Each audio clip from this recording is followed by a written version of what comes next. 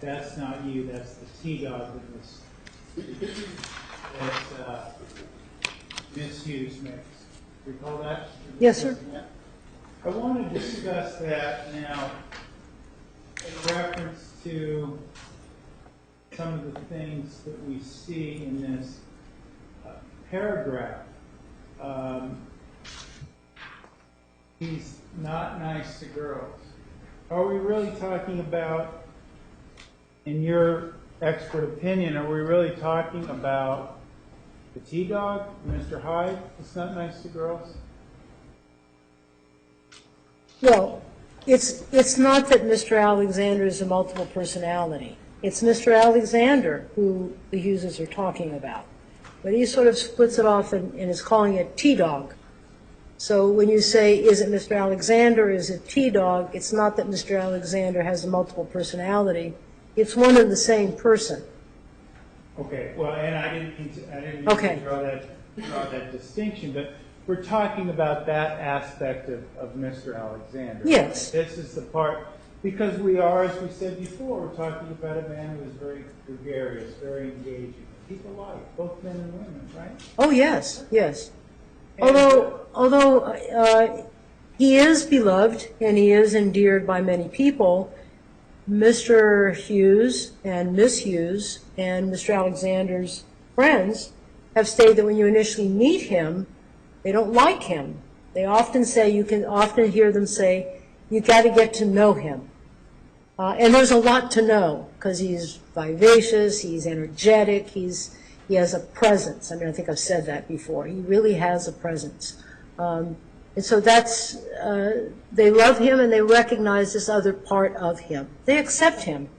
and they recognize that this other part can be abusive, right? Yes, And he can be not nice to girls. yes. He can be mean.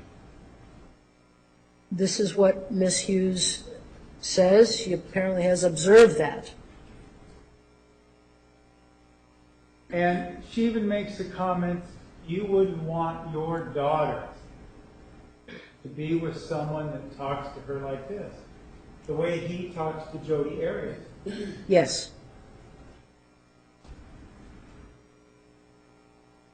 Is there anything else about this paragraph and some of the observations that Mr. Alexander's good friend Sky Hughes is making here that you believe we haven't conveyed to the jury that is important? Give me just a moment, if I could just look at it. Well, there's a couple of things. I think one of the things is the name calling that Ms. Hughes makes reference to about the name calling and stating, but I'm also not in love with you. The implication for me anyway is that, you know, I would laugh. It's somebody I don't care about if it's somebody else calling me a name call, but somebody that I'm loving, somebody that I care about, who's debasing me, who's maltreating me, name calling me, has a different impact. And this is what Ms. Hughes, I believe, is trying to bring to Mr. Alexander's attention.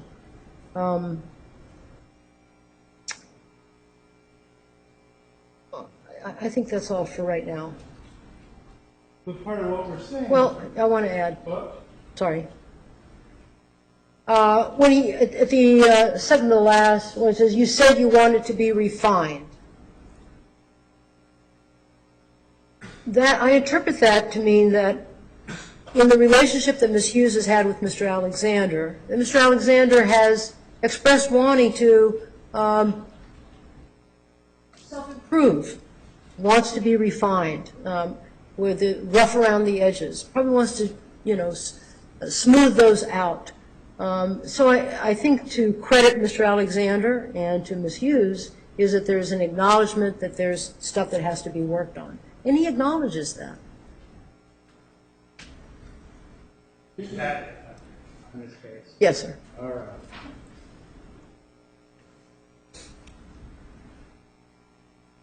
I want to, now we have another paragraph authored by Sky Hughes. Starting here, you see where I'm pointing? Yes. Okay. And just we're talking about her response to the portion of Mr. Alexander's email regarding his treatment of Jodi, how he adores her, how he's rough around the edges, those kind of things. So why don't we just begin, if we can, by reading that first paragraph. Yes. I'm really sorry this happened the way it did, but if you want me to respond this point by point, I have to take you to that night so my responses are not going to sound apologetic. I will respond with the logic in my head that night. I've been trying to be nice because I feel bad, but it doesn't give you an explanation to what happened. The whole quote-unquote basis was so you didn't keep hurting her, so you wouldn't let you keep hurting her and it be okay with it. Trav, she was in pain. I think the pain with Jodi you experienced wasn't what we caused, but it was the same pain we saw that night. We caused her to go to you with the pain, but we didn't cause the pain. I simply validated her pain. She was being treated horribly. You weren't beating her physically, but you were emotionally. Granted, you may not have recognized it, but it is about time you do. When you are in love with someone and they supposedly care about you, you aren't acknowledged as an important part of their life unless the door is closed and you are making out. Or on the phone when no one else can hear. That does something to your self-worth. She has been making excuses for you, quote, we aren't officially together, etc. Quote, so I can't expect certain things, end of quote. She was very hurt, especially when people you both know, when trying to figure out if there's anything between you after watching you, told her, quote, after watching the two of you, we decided by body language nothing was going on, end of quote. She mentioned this several times, so it was obviously upsetting to her. The days of making out with girls, having little meaning ended with you hit about 25, Travis, especially when coupled with talk of wanting to get married. Jodi is not in love with me, therefore I do not have the ability to cause the pain you saw. I saw the same pain and knew, just as you did, this is screwed up. There is a lot I'm leaving out, but it would take days. Dr. Fonseca, that brings up something when she talks about, Jodi's not in love with me, therefore I do not have the ability to cause the pain you saw. So I use that as a preface to my question, that Jodi's love for Travis, that we've heard about in these emails, made her vulnerable to his jabs, made her vulnerable to the pain. Is that correct? Yes. And it also, because of how she felt about him, tolerated it. I said earlier, love makes us do crazy things. We tolerate the people we love. We tolerate things, even if they're way out of bounds, because we love them.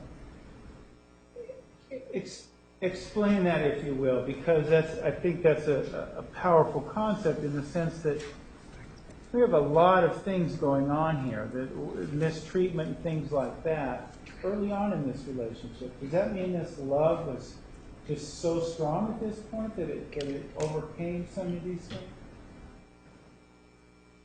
Well, I think, I want you to repeat the question. I'm not sure I'm clear on it. I'm sorry.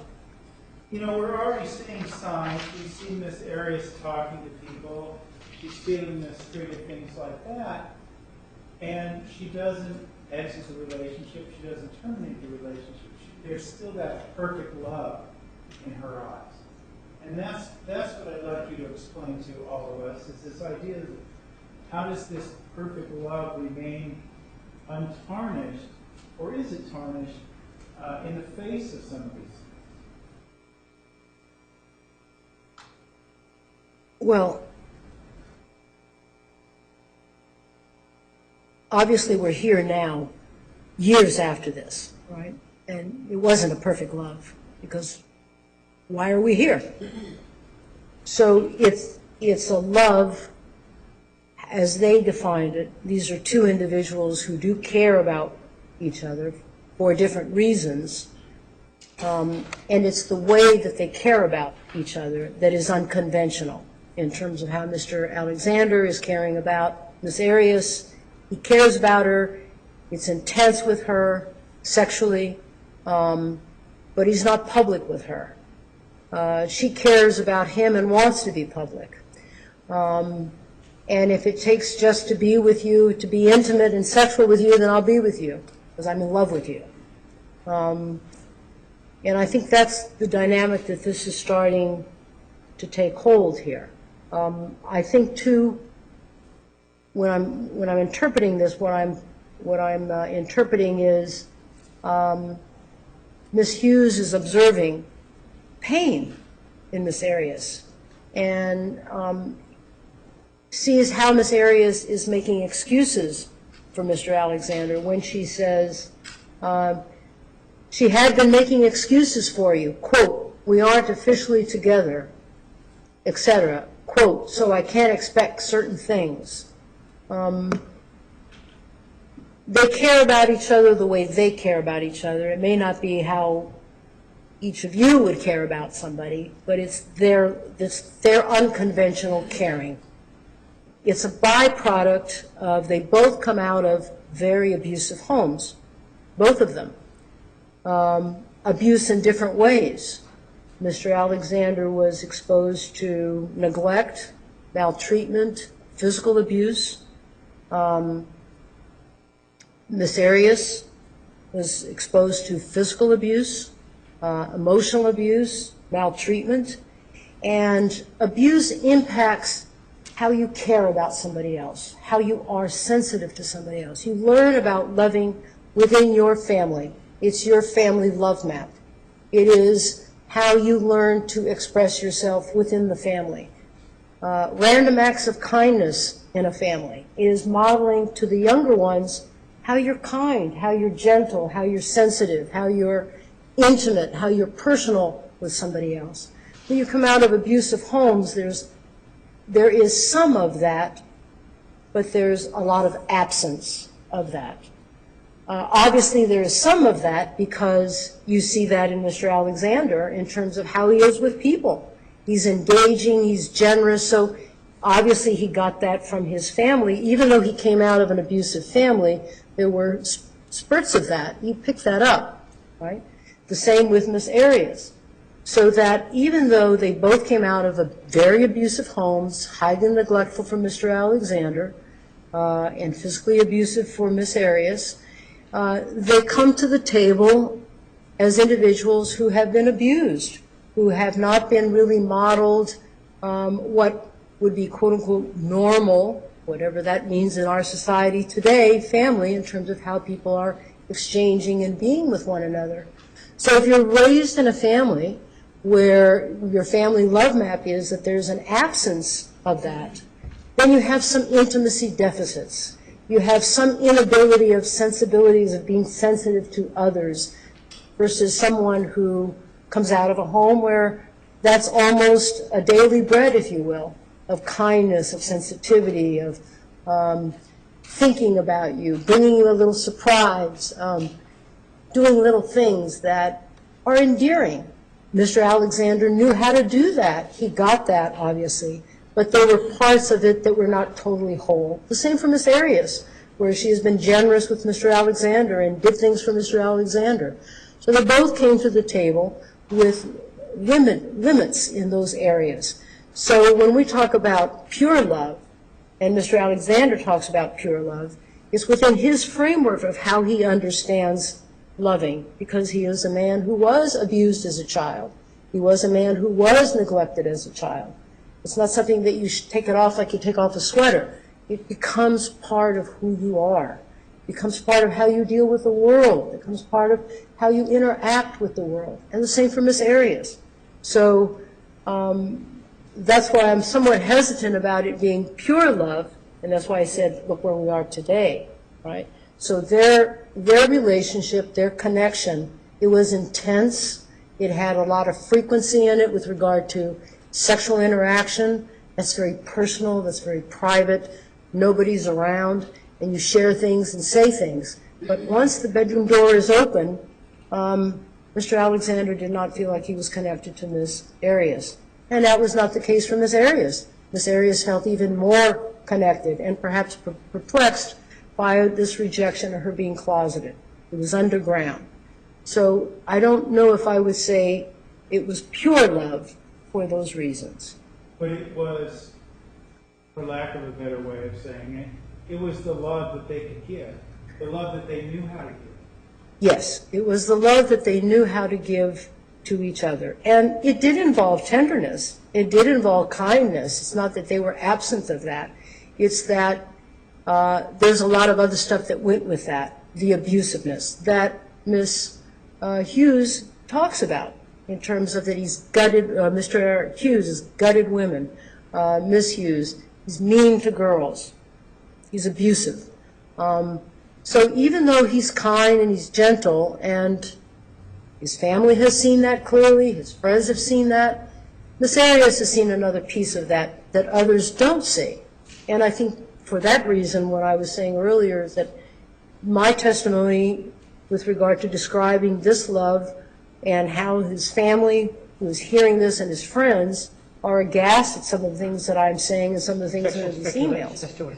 But it captures who he is. Hold on, I'm sorry. If I didn't hear. Objection as to speculation as to what his family feels. Sustained. Well, let's put that as some of the materials that you reviewed in interviews you've seen. People were surprised at the extent of the relationship he was having with Ms. Arias. Is that correct? They were not only surprised, there were people who said that they were shocked, said it's impossible, it's absurd, no way, it didn't happen. And this is why I said that he was a master at deception. There was a split for Mr. Alexander, T-Dog and Elder Alexander. And I want to not go too far off as you said it here today about love and the reason why we're here. Okay? You recall saying that a few minutes ago? Yes. Without going into great detail, the love is also part of the reason why we're here all the way up to June 4th, 2008, isn't it? Oh, yes. It played a role, this love played a role, this love, this unhealthy bonding that began to form with two people with intimacy deficit that we see in January of 2007 carries and exacerbates, if you will, into June 4th of 2008. Is that right? Yes. Okay.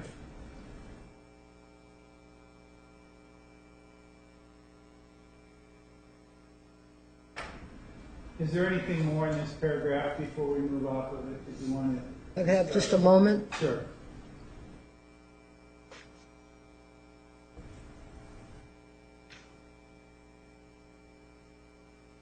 Yes. What is that, Doctor? What do you think the jury, what do you want to highlight for the jury? Well, one of the things that I want to point out is Mr. Alexander talked about he felt a lot of pressure. One of the pressures that Mr. Alexander was feeling, and it's echoed, you probably see it in different emails and text messages, that he was turning 31, and that he felt the pressure that he needed to get married. This is a value in the Mormon church and the Mormon culture is for individuals to marry and have families. He was feeling that pressure. And Ms. Hughes points out here, the days of making out with girls having little meaning ended when you were about 25, Travis, exclamation point. So I think, again, there's another attention brought to the fact that he's over 25, and different things happen developmentally in our lives. You don't start dating at 60. You don't start dating at 65. You've lived 65 years and you've had a time to go through a lot of that. You're in a different era, a different cohort at 65 or 60, 50, 55, 40, 35, 30. And I think that he was feeling that pressure of getting married, getting a family. That's a lot of the focus of many of the emails and the concerns that Mr. Alexander had. There's a piece that Mr. Alexander writes about the pressures of that, of people always announcing that he's single, how he has people looking for a partner for him. I mean, he expresses how he feels about that. In expressing that, people may be surprised of that pressure that he felt inside of him with regard to that. All right, Doctor. We have further discussion in this email about Travis introducing her to the church and Jodi crying and things of that nature. Can you see that there? Yes. We covered that earlier. What I want to do is talk about the part that begins Ms. Hughes' response again, Travis. Could you read that for us? Yes. Again, Travis, we didn't cause the pain you saw. She felt like an idiot. She said, quote, "You guys aren't going to respect me," end of quote. That was her own fear. I reassured her throughout the conversation that I loved her and that wouldn't change. But it wasn't right for you to do what you were doing, making out with her but not giving her the commitment that she deserves. You have her total commitment, and that is why you are okay with the situation, or were okay with it. I never said she should disown you. My whole thing that I kept reiterating was, quote, "We love Travis and we love you, but he is not available, and who knows how long it is going to take for him to get over Deanna. He is not giving you what you deserve, but he is taking a lot. Move on, and he will either realize what he has, fix himself, and come for you when he is ready, or he won't. But either way, you will be better off. He will either be there, available for you down the road, or he won't. But don't destroy your self-worth in the process," end of quote. She didn't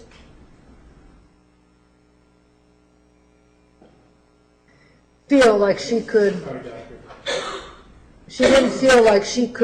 make demands on you. So instead of staying in the quote-unquote relationship the way it was and getting hurt, building up animosity and causing permanent long-term damage, I advised her to move on. Not necessarily with her feelings for you, those aren't going to disappear, but physically go out and have fun without the guilt. Well, Doctor, what does that mean to you in terms of the analysis of the relationship? What it means to me, this paragraph, is that Ms. Hughes is trying to explain to Mr. Alexander that the pain that Mr. Alexander was seeing in Ms. Arias, when she goes back and talks to Mr. Alexander about the Hughes sitting down for 3 days talking to her, that there was pain there, and that pain was not from that talk. That pain came from Mr. Alexander's treatment of Ms. Arias. Ms. Hughes wants, from what I interpret this, Ms. Hughes wants Travis to understand that Jodi was in pain. He was causing that pain. It wasn't because they were talking to her and saying, move on, he's not going to be available, or he may or may not be available. And I think Ms. Hughes is explaining, as it states there, that they love Jodi and they love Mr. Alexander. But it doesn't appear that they have the whole picture, as you saw in the emails earlier when Mr. Hughes said, "I had no idea you felt this way." Well, let me ask you this. I mean, we've talked a lot about self-esteem and things like that. Ms. Hughes says, but don't destroy your self-worth in the process. I mean, and I know we're just looking at a little picture right now, but are we beginning to see Ms. Arias' self-worth start to deteriorate in this relationship, even these few months into it? Mr. Hughes and Ms. Hughes are seeing this, and they stated this is why they spoke with her, because of the pain of how she was feeling and suspected that Mr. Alexander was being abusive to her. And not being available, part of that is that intimacy deficit, right? He's just not available to anyone, really, because of his upbringing. Is that what you were telling us earlier? I don't know if I could just bring it down to that, but I would say that he is not emotionally available to her. There is something there that he just can't. He talks about that. He's pained by that. He's worried by that. He knows he has to work on that. It's a stressor for him. The age thing is a stressor for him. He's concerned. He's really concerned about that. What about this situation in terms, we know obviously that the relationship kept going past Yes. this time. Yes. These people with these intimacy deficits, does that have something to do with the fact that they didn't just part ways? I mean, you know, this seems like almost perhaps a watershed moment in their relationship, and it keeps going. They just keep going over the cliff, as it were. Yes. Yes. And Do the intimacy deficits and the family love map that you're talking about today, does that play a role in their inability to pull away from each other? it does in part because as I said earlier, they both came out of abusive situations. They both came out of an abusive family. And to my knowledge, Mr. Alexander's parents didn't divorce. They were neglectful. They had a large family. And perhaps there were aspects of their relationship that was not healthy, and yet they stayed together. They had a large family. I think it was a family of 7 or 8. Miss Arias also came from not as large a family, but an abusive home. And those parents were together as well. And the history in that family is that those parents were abusive with one another, as were Mr. Alexander's parents were abused with one another. Mr. Alexander speaks one time of observing his mother shooting a gun at the father driving around, and the father taking acts, I think, to her clothing and stuff. So, you know, when you're exposed to that, those aren't the best in problem solving. You know, it's not how you solve a problem, is shooting a gun or going after somebody, or where we are today, right?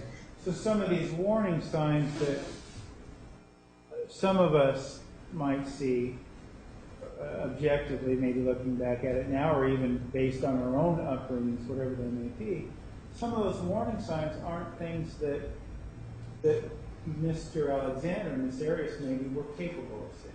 Is that correct? Yes. Let's talk about some of the other things in this paragraph. Is there other things you think the jury needs to understand in terms of your analysis of this relationship? I wonder, on the second page of this paragraph that I just read, I think she makes a reference to an accumulation.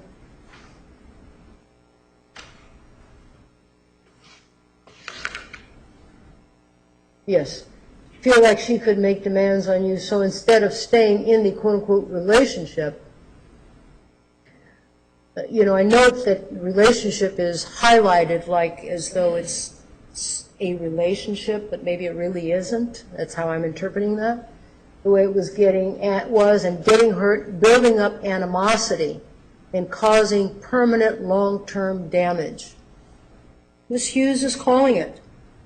It's going to have an impact, long-term impact, building up animosity, permanent long-term damage.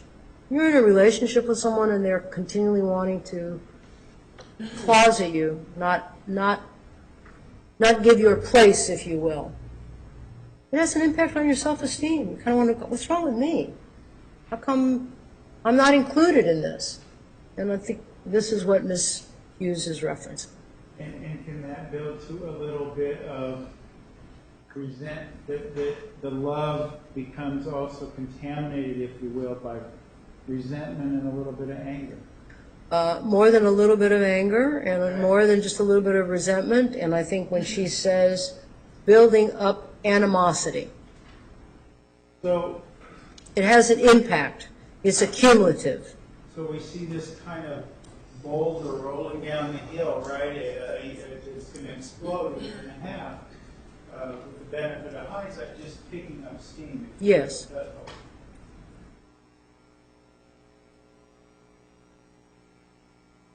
I want to go to the next paragraph after it relates to Ms. Hughes's response to this friendship and complaints he makes, dropping telling Jodi to drop him like a dirty diaper.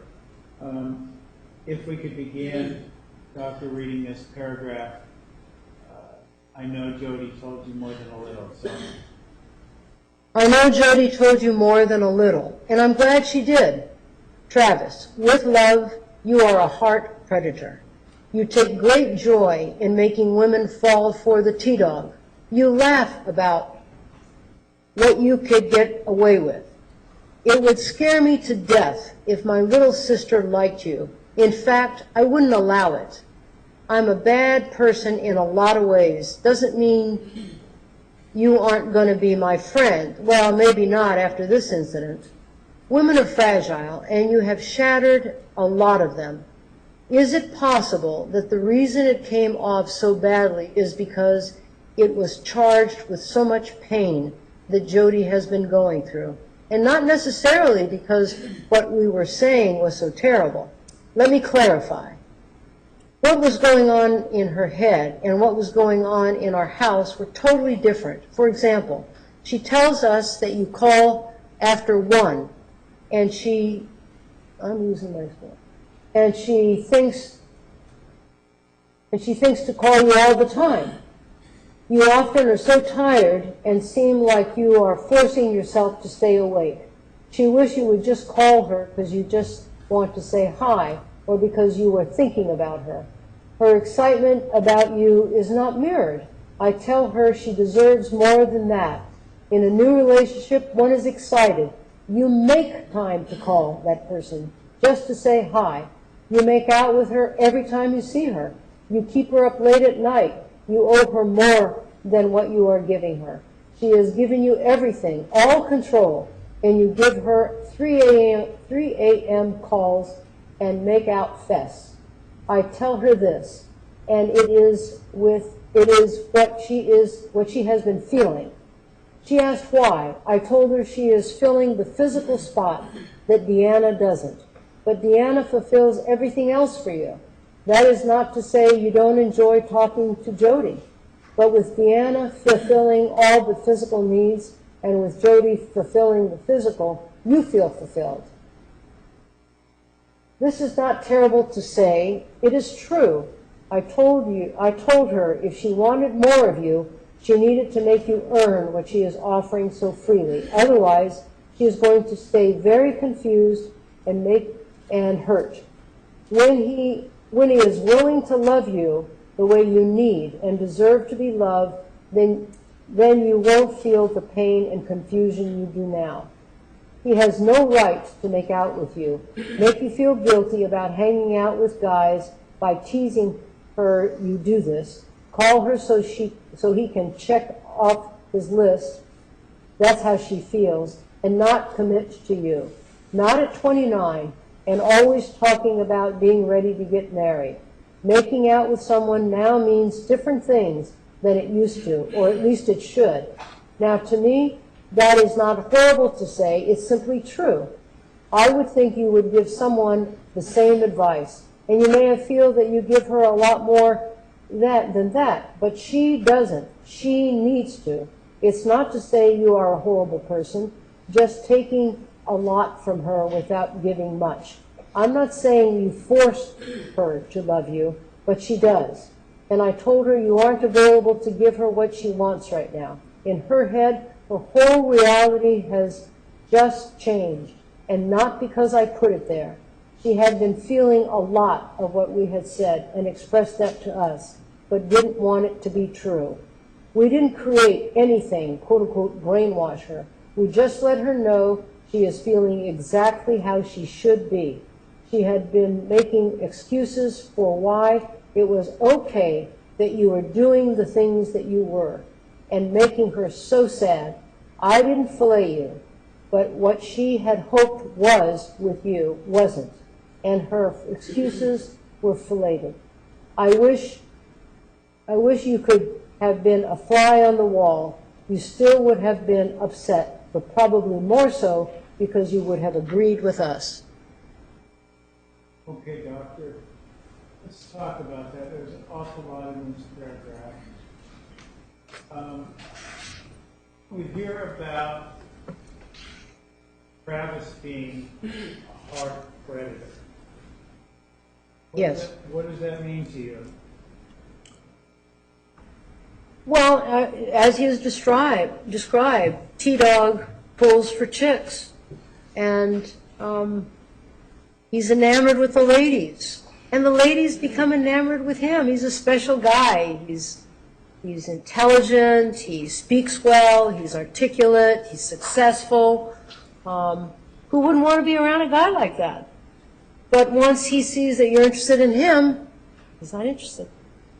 And I think that's what that means. What about this portion you laugh about what you can get away with? Well, I think that's the coldness that is exhibited in T-Dog, the not caring. His treatment of Jodi, Miss Arias, how Miss Hughes describes the pain, the confusion that she's experiencing, not because Miss Hughes and Mr. Hughes is talking to her about Mr. Alexander, but how Mr. Alexander has treated her. And as Miss Hughes says, we validated that. So I think Miss Hughes in this paragraph very much articulates the pain of Miss Jodi, Miss Jodi Arias, how people feel when they're in love. What Miss Arias wanted was excitement. It's not mirrored. I think Miss Hughes very articulately really captures the pain of Miss Arias, how Mr. Alexander is treating her, why she's feeling that way, and perhaps the reality is shattered for Miss Arias in terms of she was making excuses, but in reality they're not excuses. This is who he is. This is part of who he is. This is the part that she sees that many don't see, And doctor, what do you make of this statement by Miss Hughes? It would scare me to death if my little sister likes you. In fact, I wouldn't allow it. Yes, it would scare me to death if my little sister liked you. In fact, I wouldn't allow it. Miss Hughes is on the sidelines and has seen Mr. Alexander with ladies. She's articulated that. He's mean to girls. She wouldn't want that to happen to her sister. She wouldn't allow it. She would be protective. And I believe that was her behavior with Miss Arias to protect her. Mr. Hughes talked about that, wanted to salvage Miss Arias. Didn't want to see her, quote unquote, gutted by Mr. Alexander.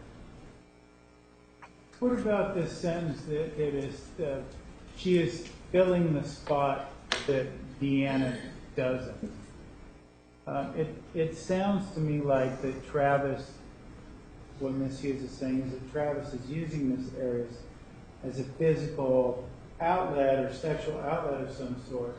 But at the same time, he's really in love with Deanna on a different level, although she doesn't fulfill those needs. Do you see that dynamic there, or do you believe there's something else going on? Well, it's easy for me in hindsight, right? Because now I have all the emails, the text messages, and seeing the description that Mr. Alexander describes Miss Reed. So I'm not so sure that Miss Hughes is correct that Mr. Alexander was in love with Miss Reed, with Deanna. I think he's connected to Jodi, Miss Arias. And you'll see in other emails where he talks about that later on as time goes on, how he's feeling about her and what he fears in other relationships. So I don't know if I'm in agreement after looking at everything. It's pretty good to say it later when you have all the material, right? But I don't think that she's accurate in this. But I think what she's accurate in is that Ms. Reed is providing some emotional, psychological support to some limited extent with Mr. Alexander, because even Ms. Reed is in the dark, and who is also purported to be very close to Mr. Alexander, is in the dark with a lot of what's going on here. So I think that he's getting his needs met in different places. It's not whole. It's just not whole. And the perspective of this seems to be, when Ms. Hughes says, this is not terrible to say it's true. She believes this based on the language here of her observations of her relationship throughout the years with Mr. Alexander, correct? Yes. And that is just as extensive, if not more so, than the time she knew, I should rephrase this, she knew Mr. Alexander before her husband did. Yes. So she has the same kind of history with Mr. Alexander that before Jodi Arias ever came along, that her husband had. Yes.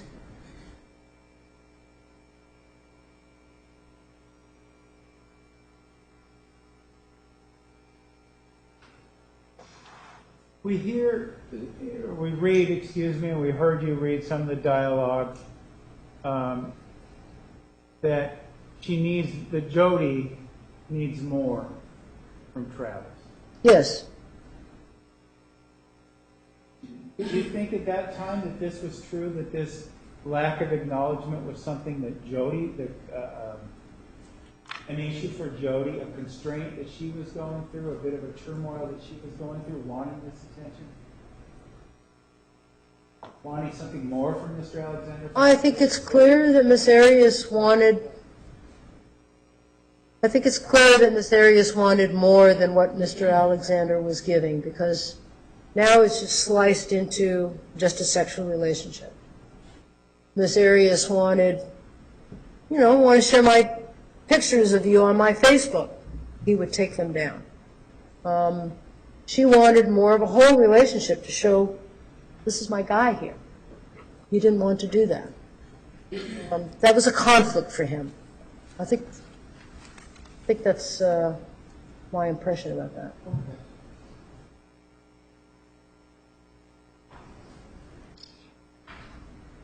Let me take you, Doctor, to the next paragraph, the next thought, talking about whether or not he's mean to Jodi. Mr. Nermi, I'm sorry, I could not hear you. This is a big courtroom. It's hard to hear people. All right, I will try to speak up. My apologies, Doctor. We have this paragraph that Travis wrote, which brings me to my next thought about how he treats Miss Arias. Yes. Paragraph, and the ... here is how Miss Hughes responded to that, correct? Yes. Okay. And if you could be so kind, doctors, to read that paragraph. Have you treated her better than girls in the past? Yes. And I said that. But that doesn't mean that you haven't been mean. She has been hurt a lot.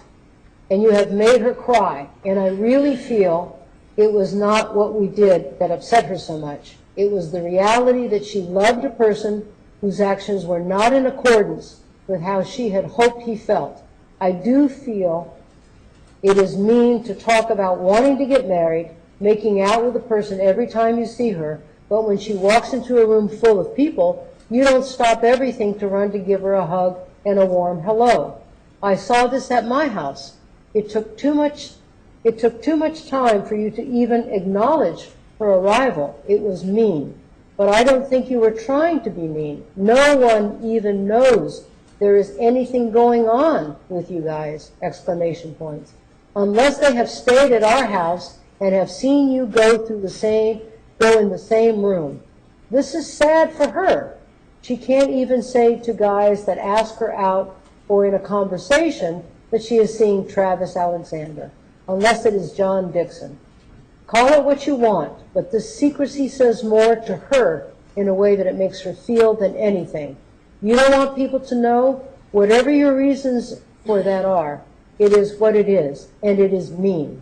I know who Sean Michael is out with at night because I see him and know and how he acts with her during the day. Same with Jesse and McPherson. I don't even know these guys that well. I know who you are making out with at night, but I have no idea what is going on with you during the day. Jodi is an awesome girl. Whoever she is making out with should be proud to let everyone know. It should show in his relationship with her in public. If you care about her, don't keep it a secret for her sake. This causes her a lot of pain, and I told her she doesn't deserve it. You are being a jerk. This is what I said, and this is how I feel. I know you have crap you are dealing with. I feel for you, Trav. I really do. But don't put Jodi through emotional turmoil so she can relate better to you. It's unnecessary damage that can be prevented.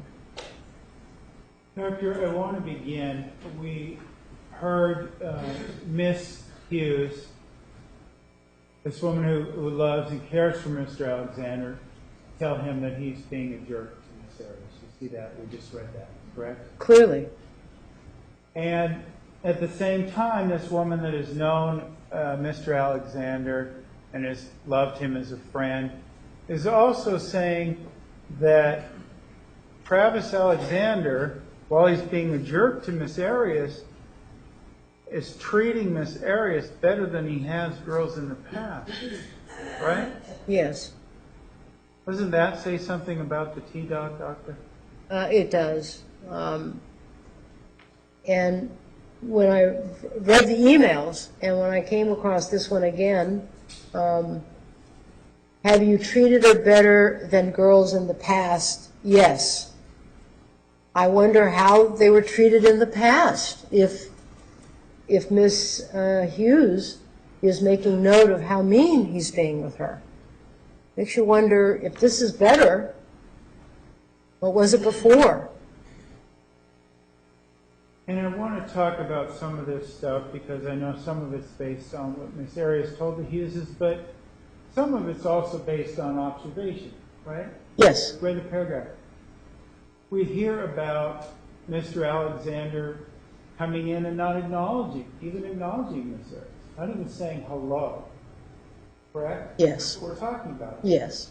We're not talking about making out or holding hands or announcing to everyone that she's his girlfriend. We're talking about simple acknowledgement, aren't we?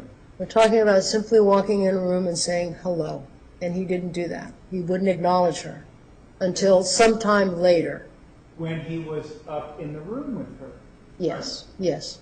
And we also know from the past testimony that when they were up in the room, that was when they were engaging in sexual behavior. Yes. So, Judge, may we approach? Yes.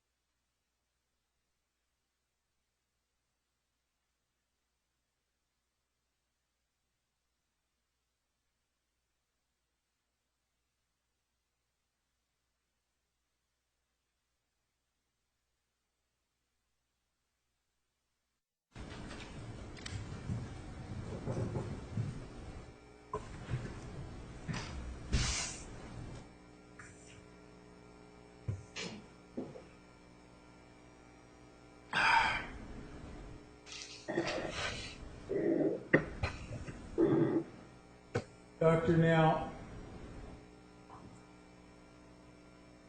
there's this paragraph here, or sentence here, she can't even say, see guys that ask her out or in conversation that she's seeing Travis Alexander. Yes? What do you make of that level of secrecy? I mean, we've heard, I guess what I think bears explanation is this idea that in one sense we hear him encouraging her to date other people, but in another sense she's not supposed to tell people who she's dating unless it's this one particular individual. That's correct. Could you explain that seeming juxtaposition to us? Or is there any explanation? I don't know if I can give you that explanation. Okay. Do you see it as a way of controlling Miss Arias, kind of with using her love and controlling her by her own love? Yes. Okay.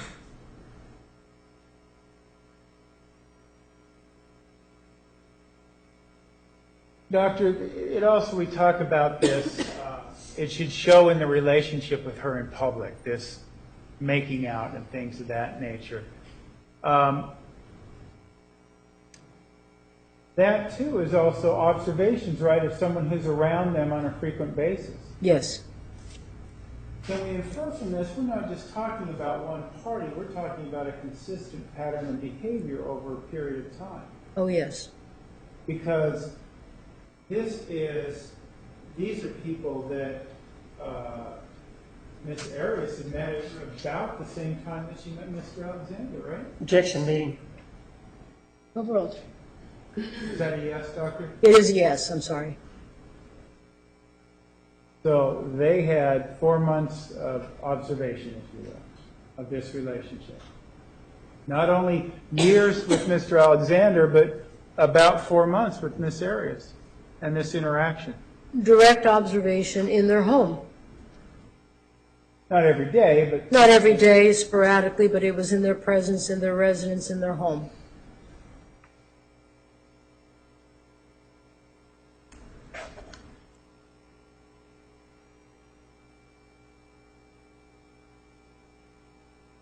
And Ms. Hughes talks about that she genuinely feels this way. That it's almost like it hurts her to say this, but she genuinely believes this way about how Mr. Alexander treats women, not just Jodi Arias, right? Objection leading. Vouching. Sustained. Rephrase. Well, what can you glean from this? I mean, Doctor, is you glean that Ms. Hughes is taking joy in telling this to her good friend Travis Alexander? Objection lack of foundation. Overall. No, I think what it reflects, and it's right there in black and white, that you, in prior emails and in this one, that they care about Mr. Alexander, they're being candid with him. She indicates here, if you were a fly on the wall, you would have agreed with the things that we're telling Miss Arias. So both Mr. Hughes and Miss Hughes are very apologetic for hurting Travis, asking for forgiveness of Travis. They care about him, and he about them. And I think that's how friends are, right? I mean, you are candid. Sometimes it can be painful to hear what the other has to say, but true friends really tell you where it's at. And I believe this is what these two individuals were doing. And they saw Miss Arias, met Miss Arias, liked Miss Arias, and saw that Miss Arias might get injured, might get hurt by Mr. Alexander. And then they're surprised because he says he adores her, he loves her, and can't imagine, her not being out of his life. That's a surprise to them. And I think the surprise is not welcomed. By Mr. Alexander? Yes, by Mr. Alexander, and I think later by Mr. and Miss Hughes, who later on, put an ultimatum of not having contact with Miss Arias. So after a while, they have less and less knowledge of the contact that Miss Arias and Mr. Alexander have with one another. Talk about the next paragraph, Doctor, this issue about this dynamic about Deanna's name being used in vain, and Jodi being called Deanna in a vain sort of way, a derogatory sort of way. I'd like you to be so kind as to begin reading the paragraph I told her. I told her you have no reason to be better for her life if the relationship continued the way it was. And had all of this not happened, that would be true.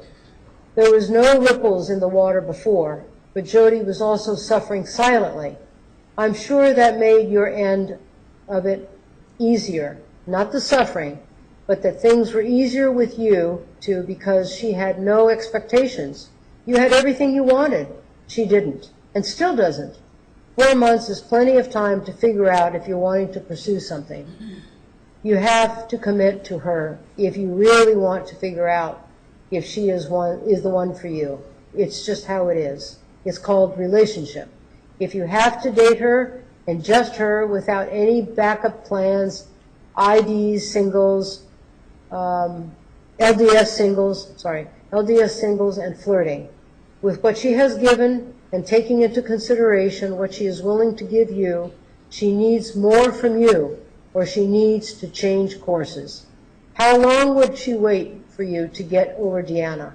I'm guessing a long time, being hurt all along the way. How long should she wait? She will have to figure that out. I just hope she keeps her self-worth while waiting.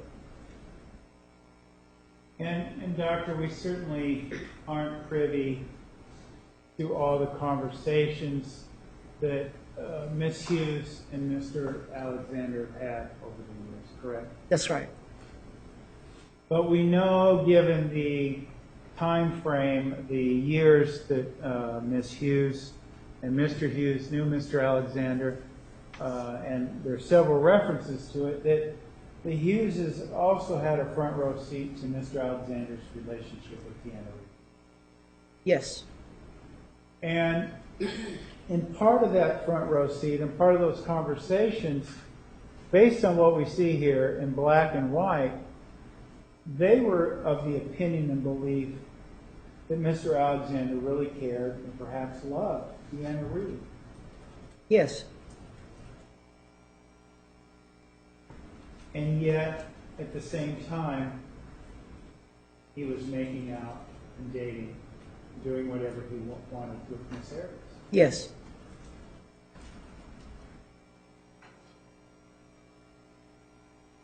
Miss Hughes also talks about Miss Arias suffering silently. Yes. And that harkens me back to something you said about her childhood and about the abuse and about her intimacy deficits. In that regard, is suffering silently something that Miss Arias learned as a child, that was part of a love relationship, suffering silently? Yes. Could you explain that a little bit? I think one of the things we see in families where there's abuse, whether it's sexual abuse, physical abuse, emotional abuse, maltreatment, is that it's underreported.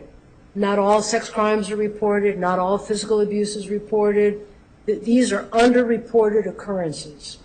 Not all the victims come forward to report. So what happens? When you're really young, you learn to just keep quiet and you suffer in silence. You don't tell that. It becomes the secret. The abuse becomes a secret.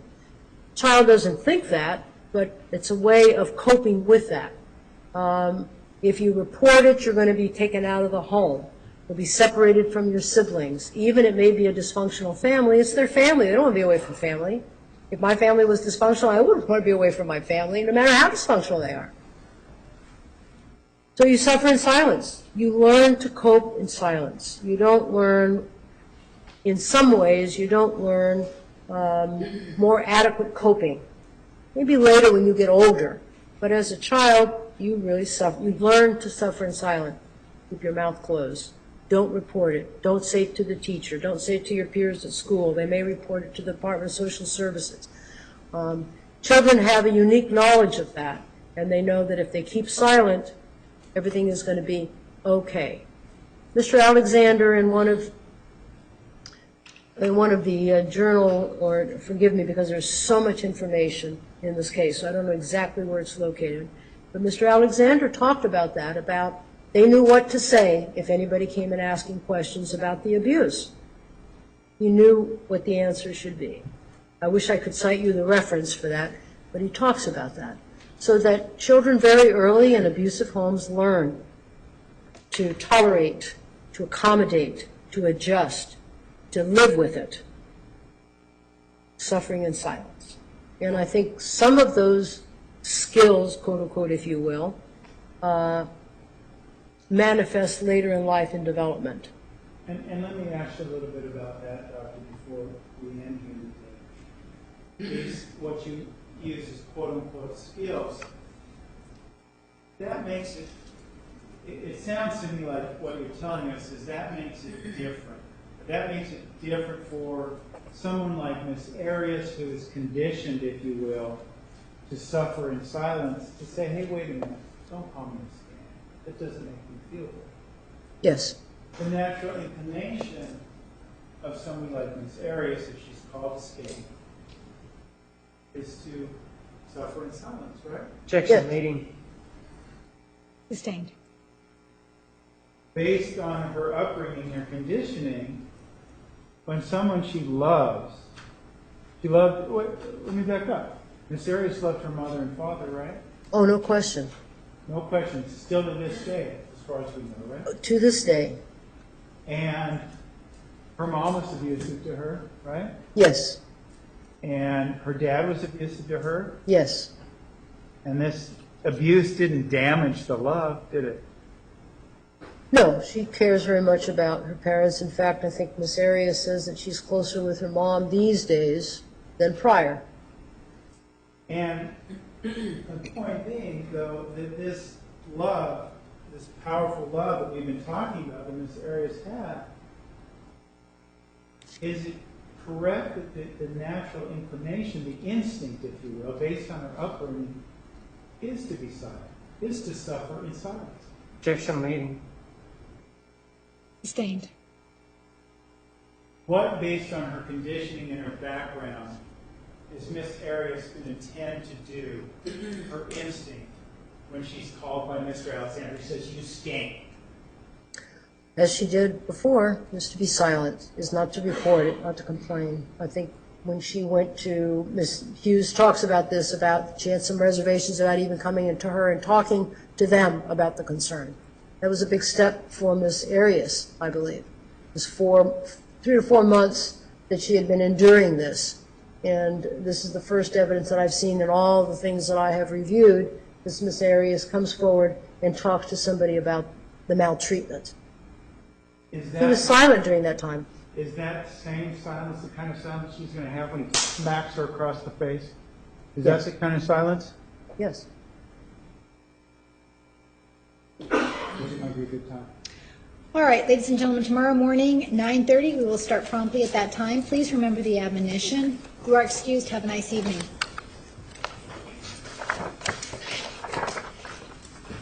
All right.